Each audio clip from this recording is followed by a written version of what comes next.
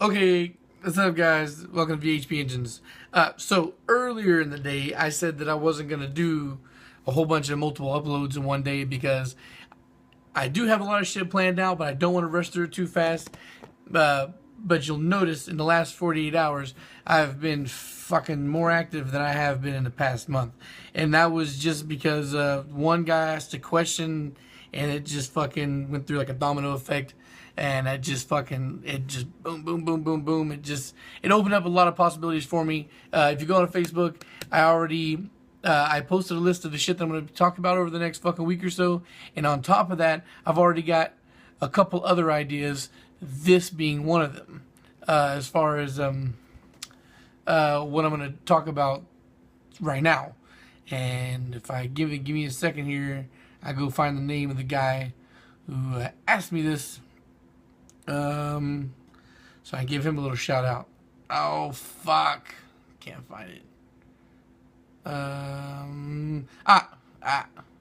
Okay, so Teardrop FX. His question was, how do you recommend breaking in the engine without a tune? Just 1K then dyno. I know it sounds like a dumb question, but I just want to do it right. It's not a dumb question. Even me, I had a debate on this with a friend of mine, but him plus the tuner, who I've mentioned a whole bunch of times, Durf, also convinced me that of what I'm about to tell you now, and that is being that there really is no break-in period. You don't, as far as the driving your car after it's fresh rebuilt for boost and shit like that. The answer is you don't drive that car. You don't drive that car without a tune. Now, yes, you can go get a base map, but the base map is only meant for you to get from wherever the fuck your car is parked at to your tuner. And as regards to my last base map I had couldn't even keep my car turned on. The fucking fuel was just that far off. So, what I would say is, you build your engine, you put your brand new engine in a car. If that guy who built your engine is not tuning the car for you, or you built it and you need a tuner, you put it on a fucking tow truck and you take it to the tuner. Be sure to have everything ready to go. No leaks, no problems or any of your car. Don't waste your tuner's time like I did. It is embarrassing. It's really embarrassing, especially if you did the work yourself. You don't want to fucking do your own job, building your shit and taking it to the car, and the car has fucking problems. It's just fucking people looking at you all funny. I'm gonna leave a link here in the cards for you to go watch that if you're interested.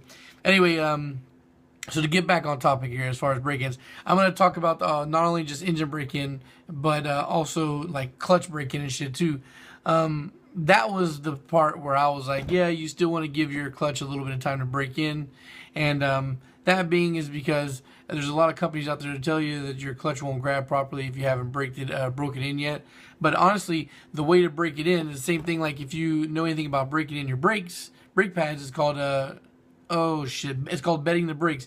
You're supposed to accelerate to a kind of a high speed and then stop on the brakes hard and sudden to heat them up and start to break them in. Same thing would be when you go with your clutch. Your clutch and your engine will be broke in on the dyno. As a matter of fact, there's a bunch of guys that I know too that the first time they start their car, or first time start, they actually sit there and they rev it up a little bit and let it go like that. Because in those first couple minutes that your car is running after a rebuild is when your piston rings are going to seat. It's going to be right then. So think of it like this. There's a couple ways to look at it. When you go to buy a 0 miles car, whatever mileage you see on that car is the mileage it has. So before they ever turn that car on for the first time to give it a test drive for somebody before they buy it, that car has 0 miles on it. 0 miles. It's the first time that car's been ran. Same thing like if you talk about like the high sports guys like NASCARs and shit, when they run those engines, they run them like they're gonna run them on the track. And so you don't have to worry about your break-in process for an engine. You need to worry about your tune, because none of that shit that you put together is meant to be that way. So your stock ECU is not going to be able to run that shit the way it's supposed to be ran. You get to a tuner.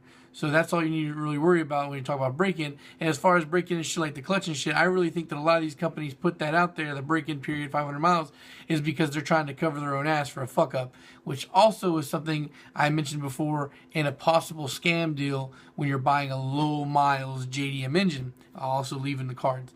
It's just... it's a way to, like, you know, oh well, shit, just in case something fucks up, you know. If they're telling you, did you, you know, break in for this such and such amount of miles, not everybody rides 500 miles in their cars, you know, within a certain amount of time that they have for the warranty. You know, not everybody puts 500 miles on a car in 30 days. You know, you never know the circumstance. It could be a fucking project car, a side car, a race car, and you only take it to the track for passes, so you'll not meet the warranty. The warranty will be invalid just in case you fuck something up. The company gets to cover their ass. They don't have to reimburse their money. So I wouldn't really worry too much about a break-in period. Just get your car to the dyno. That's the most important part.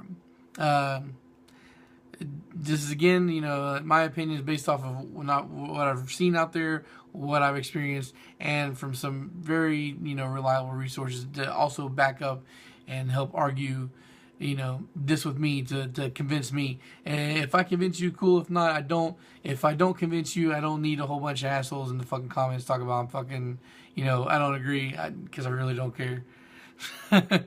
Anyway, this is just me bringing my opinion to you guys. I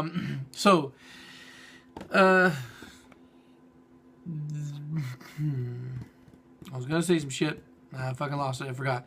So anyway, I guess I'll just go ahead and close the video out.